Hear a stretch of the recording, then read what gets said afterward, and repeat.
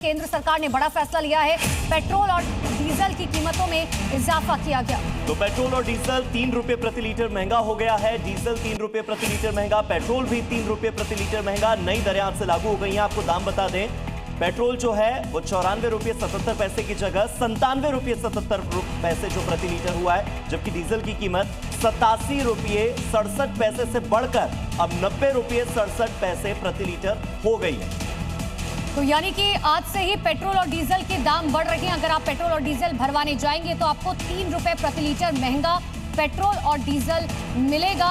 जिस तरीके से स्ट्रेट ऑफ हॉर्मुज के अंदर फिलहाल तेल को लेकर तरातरी पूरी दुनिया में चल रही है, इसकी वजह से तेल कंपनियों पर जोर पड़ा और अब सरकार ने यह बड़ा फैसला लिया है कि पेट्रोल और डीजल पर 3 रुपए प्रति लीटर महंगा दोनों आज से लागू हो गए। तो जो नई कीमतें हैं वो हम आपको बता देते हैं। अगर बात राजधानी दिल्ली की जाए तो पेट्रोल 94 रुपीज 77 पैसे था, अब वो 97 रुपीज 77 पैसे हो गया।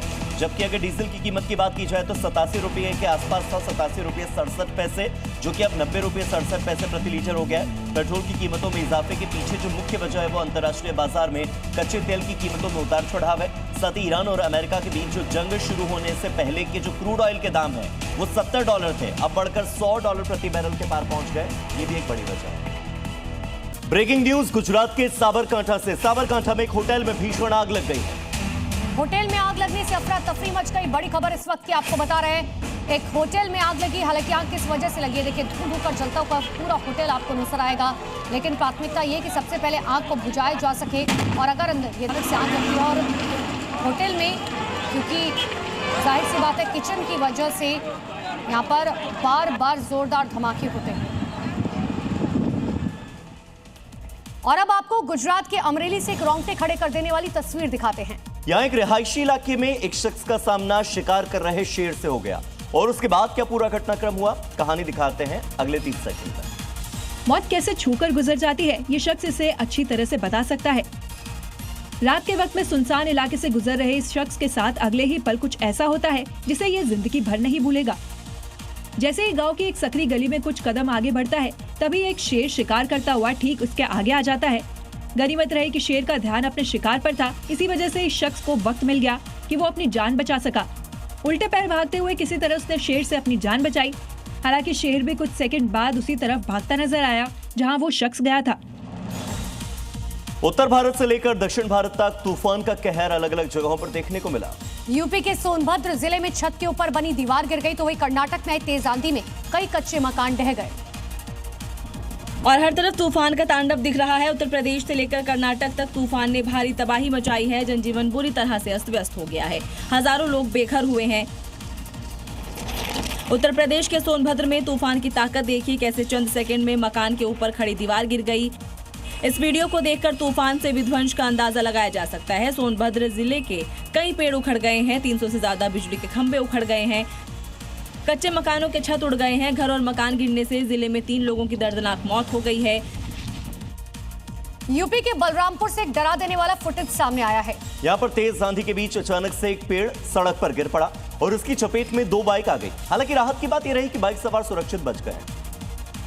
सीसीटीवी फुटेज में साफ दिखाई दे रहा है कि तेज आंधी के चलते गांव की गलियां सुनसान पड़ी हुई हैं। सब अपने घरों में कैद हैं, लेकिन तभी सड़क पर गुजरती 2 बाइक्स अचानक आंधी की चपेट में आ गई। देखिए, चलती बाइक्स पर अचानक मौत बनकर विशाल पेड़ गिर पड़ा। दोनों बाइक पेड़ की चपेट में आ गई। एक बाइक पर 3 लोग हैं तो दूसरी पर अकेला व्यक्ति है।